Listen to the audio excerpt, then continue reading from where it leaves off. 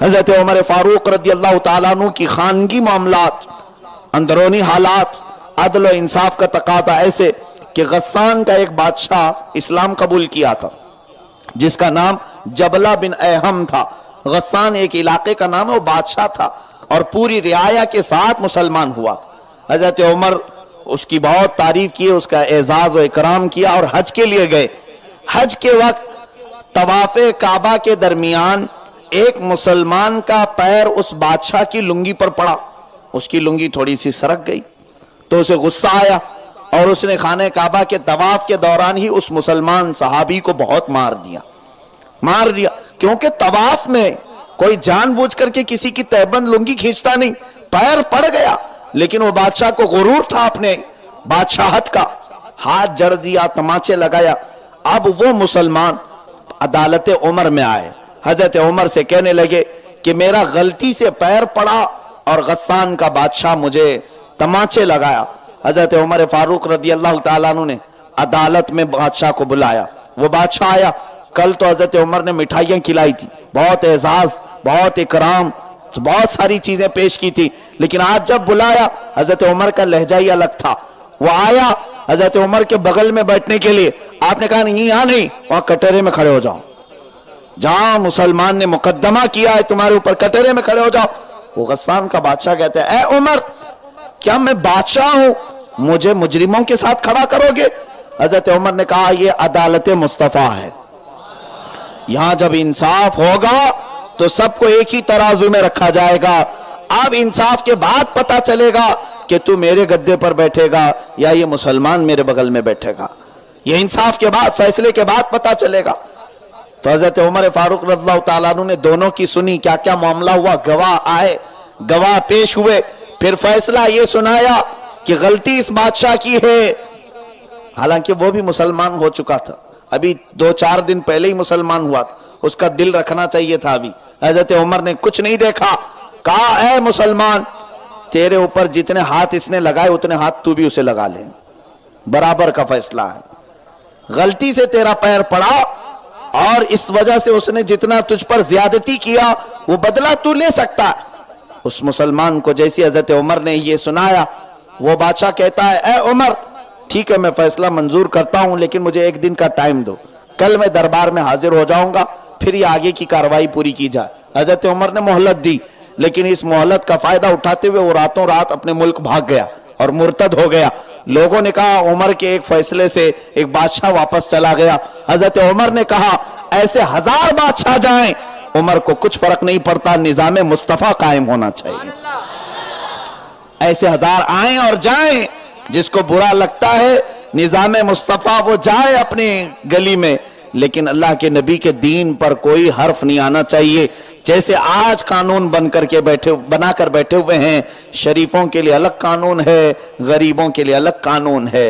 और खास तौर पर वो अरब मुल्क जिसकी आज बहुत सारे लोग दुआई देते हैं, इस्लाम वहां से फैला, वहां आज भी बादशाहों के लिए जो कानून बने हुए हैं, कानून बनाम है, लेकिन जब कोई प्रिंस, कोई शहजादा पकड़ा जाता है, 10-10 जिना करके आता है, फिर भी छूट जाता है। और कोई मजदूर काम करने वाला दूसरे मुल्क से आया हुआ कहीं किसी इल्जाम में भी गिरफ्तार हुआ तो ये भरे मजमे में लाकर उसकी गर्दन उड़ाते हैं। सऊदी में आज भी ये निजाम है। मैं इसकी मुखालिफत नहीं करता कि जिना की सजा गर्दन उड़ाना नहीं होना चाहिए, नहीं हो, ठीक है, इस्लामी सजा है, लेकिन कभी अपनों की भी तो उड़ा के दिखाओ। जो अय्याश तुम्हारे कई औरतों की इज्जत को तार तार कर चुके हैं, उनकी भी उड़ा करके दिखाओ। और हैरत होगी आपको, मक्का मुकर्रमा और मदीना तैयबा में चरस और गांजा बेचने की कोशिश की जाती है, ड्रग्स वहां तक पहुंचते हैं। कैसे आए? जब तक कोई बादशाह के बेटे का हाथ नहीं होगा, सऊदी में कोई पैसा, कोई माल बाहर से आएगा नहीं। बल्कि बहुत सारे अंग्रेज यूरोपियन कंट्रीज के, खास तौर पर ऑस्ट्रेलिया के, वो लोग इस बात की गवाही भी दे चुके हैं। कई अरब के शहजादे ऐसे हैं जिनको शराब हम सप्लाई करते हैं, शराब सप्लाई करते, जबकि सऊदी में निजाम है, कानून है, शराब पीने वाले पर 80 कोड़े लगाए जाएंगे या फिर उसको 10 साल जेल में बंद कर दिया जाएगा। और शराब बेचने वाले को उम्र कैद की सजा है और फिर फांसी की भी सजा है। वहां पर बिक भी रहा है, आ भी रहा है, पी भी रहे। इसका मतलब यह हुआ कि इस्लामी निजाम हट गया है, नाम के लिए मुसलमान रह गए। गरीबों के लिए कानून, अमीरों के लिए कोई कानून नहीं। कई ऐसे मजबूर और मजदूर मारे गए, काटे गए, और कई ऐसे कानून का सहारा लेने के लिए पूरी जिंदगियां दौड़ करके आ गए, उनके साथ कभी इंसाफ नहीं हुआ। और देखना आप, बहुत सारे लोगों को ये बातें कड़वी लगती हैं, सऊदी की मुखालफत क्यों करते हैं? इसलिए करते हैं कि वो मेरे नबी के कानून की मुखालफत कर रहे हैं। हम आज उनकी पॉलिसी के खिलाफ इसलिए बोलते हैं कि ये दरिंदे आज मरकज इस्लाम में बैठे हैं, लेकिन कभी न्यूज में सुना आपने कि फिलिस्तीन पर जुल्म हो रहा हो तो यहां से आवाज उठाई जा रही हो? उठाई जाती है? नहीं। और हैरत की बात है, आपको यह भी सोचना चाहिए कि ये सियासत पूरी दुनिया की समझ लेना चाहिए मुसलमानों को, और अंधाधुंध किसी की तकलीद नहीं करना चाहिए। आंख बंद करके किसी के पीछे न चलो। मैं उन वहाबियों से कहता हूं जो बात बात पर सऊदी की दलील देते हैं, अब तो आंखें खोल लो।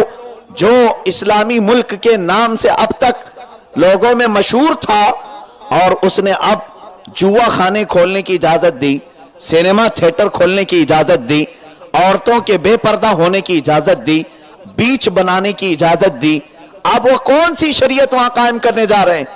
अब इनके मुंह में कोई बात नहीं रह गई। वो इमाम हरम कहां चले गए जो पूरी दुनिया के लिए दुआ मांगते? अभी हमारे पास एक इमेज आई थी, सुने का माइक आया हुआ है खाने काबा के पास लगाने के लिए, सुनने का माइक। हमने यही पूछा कि सुनने के माइक में गरीबों के लिए दुआ करेंगे लोग? सुना का माइक लगाकर इमाम काबा दुआ करेगा, और अगर कोई बादशाहों के निजाम के बारे में बोले तो उसे जेल में डाल दिया जाए। 400 उलमा जेल में पड़े हुए हैं आज सऊदी के, और उनके बादशाहों के शहजादे भी। इस पॉलिसी के खिलाफ कोई बोले, यहूदियों के खिलाफ कोई सऊदी में बोल नहीं सकता, पाबंदी है। क्यों? इनके भाई या इनके नाजायज बाप हैं? आपको हैरत होगी, रसूल पाक सल्लल्लाहु अलैहि वसल्लम की तबर्रुकात जितने थे सब चुन चुन करके इन्होंने खत्म कर दिया। जन्नतुल बकी कब्रिस्तान, जिसमें सैयदा कायनात फातिमतुज ज़हरा रज़ियल्लाहु तआला अन्हा की मज़ार, हुजूर की सारी अज़वाज मुतहरात के मज़ार, हज़रत उस्मान इब्न अफ़्फ़ान के मज़ार, हुजूर के चचाओं के मज़ार, 10,000 सहाबा के मज़ारात थे। उन सारे मज़ारात पर इन्होंने बिल्डोजर चलाया, सारे तोड़ दी। हज़रत फातिमा के मज़ार पर गुंबद था, उसको बिल्डोजर से लगा करके तोड़ा है, पूरा साफ कर दिया, प्लेन कर दिया। इनका कहना यह है कि हम शिर्क नहीं चाहते, हम वहदानियत चाहते हैं। ठीक है, लेकिन मैं इनसे एक सवाल करता हूं, और अगर कोई उस तरह के ख्यालात वाला है तो मेरी ये बात का जवाब लेकर के आए उनके पास। मदीने तैयबा में, बीच मदीने में, मस्जिद कुबा के करीब में एक किला आज भी रखा गया है, वो काब बिन अशरफ का किला। काब बिन अशरफ कौन है? एक यहूदी आलिम जो रसूल पाक की शान में बहुत ही बुरी गालियां दिया करता था। हुजूर पाक ने अपने सहाबा में से फरमाया था, कौन है जो काब बिन अशरफ को कत्ल करे उसे अल्लाह जन्नत अता करेगा। ऐसा यहूदी, बदबूदार यहूदी, सड़ा हुआ यहूदी जो हुजूर पाक की गुस्ताखी करता था, उसका 2 मंजिले का किला आज तक मदीने में महफूज है, और उसके आसपास बाउंड्री लगाकर बोर्ड भी लगाया गया है कि ये हिस्टोरिकल पैलेसेस में है, यानी ये तारीखी चीज है, इसलिए हमने संभाल रखा है। ए जालिमों, नबी की चीजें हिस्टोरिकल नहीं थी? मेरे आका सल्लल्लाहु अलैहि वसल्लम से जितनी मुतालिक चीजें थी, इनको चुन चुन करके मारा, खत्म किया, और यहूदियों के किले मदीने में आबाद रखे हो। कहीं तो इनका कनेक्शन यहूदियों से नजर आता है। मैं जो बात कर रहा हूं इस जालिम मुल्क के खिलाफ, तो इसलिए कि मुसलमानों को मैं बेदार करूं। तुम्हारा हकीकी कायद वो हो ही नहीं सकता जो शराब नोशी को इजाजत दे, जो जुआबाजी को अपने मुल्क में इजाजत देता हूं। बहरहाल मेरे अजीजों, सैयदना उमर फारूक रज़ी अल्लाह तआला अन्हु अरब में हैं, हज़रत अबू बकर अरब में हैं, लेकिन इनके अखलाक और किरदार पर अमल करने वाले अरब में कम हो गए। खास तौर पर हुक्काम, उमरा, सलातीन, जो बादशाह हैं या उनकी औलाद है, ये सब अपनी औलाद को अमेरिका पढ़ाने के लिए भेजते हैं। जब वो पढ़ करके वापस आते हैं तो इनको सूरह फातिहा भी सही नहीं आती। یہ عرب والوں کے حالات سے، قرآن پاک صحیح نہیں پڑھ سکتے، اور انگریزی کے ایسے دل دادا کہ جب کبھی کوئی امریکی پاسپورٹ دکھائے تو اس کے لیے راستہ کھول دو، اور اگر کوئی سیدھا سادہ مسلمان ہندوستانی یا پاکستانی پاسپورٹ دکھائے تو اس کے ساتھ سختی کا معاملہ کریں، اس کی جانچ پڑتال کریں، اسے جیسے فقیروں کو بھکاریوں کو بٹھایا جائے ایسے بٹھایا جائے۔ یہ نظام انہوں نے قائم کر رکھا ہے۔ سیدنا عمر فاروق رضی اللہ تعالیٰ عنہ کا نظام عدل یہ تھا کہ اگر کوئی مسلمان مدینہ طیبہ میں داخل ہو، چاہے وہ کتنا ہی کمزور ہو، حضرت عمر فاروق رضی اللہ تعالیٰ عنہ اپنے بغل میں بٹھاتے۔ اور حضرت عمر کا مقام کہاں ہے؟ حضرت عمر کا مقام جن کے بارے میں حضور نے فرمایا عمر کی نیکیاں آسمان کے تاروں کے برابر، وہ عمر۔ لیکن جب حضرت بلال حبشی کو بلاتے تھے، حضرت بلال حبشی غلام تھے، ان کا اپنا پہلے کوئی بہت بڑا ذاتی مصرف نہیں تھا یا اپنا کوئی اثاثہ نہیں تھا، کوئی نام نہیں تھا، غلامی کی زندگی گزارتے رہے حضرت بلال حبشی، اور آزاد ہو کر مدینے میں آئے۔ لیکن حضرت عمر اپنے خلیفہ ہونے کے بعد جب بھی حضرت بلال حبشی کو بلاتے تھے تو کیا کہہ کے بلاتے جانتے؟ یوں کہتے، یا سیدنا بلال، اے ہمارے آقا بلال، آئیے تشریف لائیے۔ حضرت عمر حضرت بلال کو کہتے، اے ہمارے آقا۔ حضرت بلال جھجک جاتے تھے اور کہتے، امیر المومنین آپ مجھے سیدنا کیوں کہتے ہیں؟ حضرت عمر کہتے، اے بلال، جو میرے نبی کی محبت میں تم نے داغ اپنے جسم پر لیے وہ عمر نے بھی نہیں لیے، جو تکلیف جو کلفتیں تم نے اپنے جسم پر اٹھائی وہ ہمارے سردار ہونے کے لیے کافی ہے۔ کبھی حضرت بلال سے کہتے اپنا جبہ تو ذرا اٹھاؤ، پیٹھ دکھاؤ۔ حضرت بلال اگر جبہ اٹھاتے، حضرت عمر فاروق وہ داغ دھبوں کو بوسا لیتے تھے جو مکہ والے جلا کر کے حضرت بلال حبشی کی پیٹھ پر لگائے تھے۔ حضرت عمر یہ کہتے یہ میرے نبی کی محبت میں لیے ہوئے داغ ہیں، عمر کو بوسے لینے دو۔ یہ نظام عدل ہے، یہ سیدنا عمر فاروق رضی اللہ تعالیٰ عنہ کے اخلاق ہیں۔ یہاں سیٹھوں کو جگہ دو، غریبوں کو نہ دو۔ اصل ہمارا مقصد ہٹ گیا ہے۔ حضرت عمر فاروق رضی اللہ تعالیٰ عنہ کا نظام تو ایسا تھا کہ مسجد میں ایک دن آئے اور جو مال غنیمت میں کپڑا آیا تھا سب صحابہ کو بانٹ دیا تھا۔ حضرت عمر بھی جبہ پہن کے آئے، جبہ پورا کا پورا تھا آپ کا۔ ایک صحابی حضرت سلمان فارسی رضی اللہ تعالیٰ عنہ کھڑے ہوئے، پوچھتے ہیں، اے امیر المومنین، آپ نے جو مال غنیمت میں سب کو کپڑے بانٹے ہیں، سب کو اتنا کپڑا آیا ہے، کسی کا جبہ نہیں بن پا رہا ہے، آپ کا پورا جبہ کیسے بن گیا؟ کہیں آپ نے کپڑا اپنے لیے زیادہ تو نہیں لے لیا؟ یہ حق اگر کسی نے دیا تھا اپنے رعایا کو وہ عمر فاروق تھے۔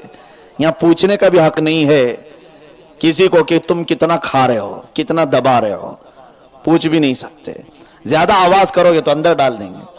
ہمارے پرسنل میٹر پر ڈسکس مت کرو کہ ہمارا ایسے بہت سارے میڈیا پر پابندی لگا دی گئی، میڈیا کو بولنے سے منع کر دیا گیا ہے، کون کتنے گھپلے کیا ہے حکومت میں رہتے ہوئے وہ سب مت بتاؤ، اپوزیشن کیا کیا کر چکی ہے وہ بتاؤ خالی۔ ان کی رولنگ پارٹی یا ابھی جو حکومتیں چل رہی انہوں نے یا تو ان کے منہ میں گھی رکھ دیا یا تو پھر کپڑا ٹھونس دیا کہ میڈیا ان کے خلاف بولنا نہیں چاہتی۔ یہ نظام عدل ہو سکتا ہے؟ اور پھر حضرت عمر رضی اللہ تعالیٰ عنہ جیسے بہت بلند و بالا شان، ان کی ایک ناخن کے برابر بھی کوئی حکمران نہیں پیش کر سکو گے، نہیں لا سکو گے۔ چیٹروں کو تو حکمران بنایا جاتا ہے، جو جتنا بڑا گنڈا ہے اتنا بڑا نیتا بنتا ہے، وہ کہاں سے عدل پیش کر سکے گا؟ جو خون چوس کر کے کرسی سجاتا ہو وہ لوگوں کو کیا عدل و انصاف دے سکے گا؟ وہ کیسے؟ اور سارے جھوٹ کی کمائی سے اگر اپنی اقتدار کو حاصل کرتا ہو، نیتیں کب پاک ہو سکتی؟ میرے عزیزو، آج سیاست کے میٹر پر میں بولتا ہوں تو یہ مت سمجھیں کہ میں کسی خاص کو ٹارگٹ کر رہا ہوں، ہرگز نہیں، میری نظر میں کوئی بھی ٹارگٹ نہیں۔ جو اس پر اترتا ہے وہ اپنے لیے نصیحت سمجھے۔ ظاہر سی بات ہے میں اگر کسی کو چور کہوں تو ظاہر سی بات ہے وہی جیسے مشہور ہے چور کی داڑھی میں تنکا، جب یہ کہا جائے، معلوم نہیں آپ کو محاورہ، بادشاہ کے وزیروں میں ایک بار ایسا ہوا کہ چوری پکڑی، چور کہیں کسی نے ایک سونے کا تنکا چوری کیا تھا اور بہت سارے لوگ شک کے دائرے میں آ گئے، بادشاہ کے سامنے سب کو پیش کیا گیا تھا، سب کھڑے تھے 15 سے 20 لوگ۔ بادشاہ نے کہا ان کو کیسے پہچانے؟ تو ایک چالاک وزیر، اس کو معلوم تھا کہ چور کہاں چھپایا ہوا ہے، اس نے صرف زور سے کہا چور کی داڑھی میں تنکا، تو جو چور تھا اس نے پہلے اپنی داڑھی پکڑ لی، کہیں گر تو نہیں رہا، دکھ تو نہیں رہا ہے، تو بادشاہ نے سمجھ لیا کہ یہی چور ہے۔ ہم یہاں جب بھی کبھی کسی کو چور کہیں اور برا لگا تو سمجھ جاؤ سچا چور ہے، پکا چور ہے، نہیں ہے تو آپ کیئرلیس کرو، نگلیکٹ کرو، مجھے نہیں بولا، جو چور ہے اس کو بولا ہے۔ اسی طرح جو ظالم جن کے متعلق میں کہہ رہا ہوں وہ اگر ظالم ہے تو نصیحت حاصل کر لیں، توبہ کر لیں۔ عزیزان گرامی، سیدنا عمر فاروق رضی اللہ تعالیٰ عنہ کے نظام عدل اور نظام حکومت کی بہت ساری چیزیں ہیں، بدعات اور خرافات کو بھی آپ نے کیسے دور کیا۔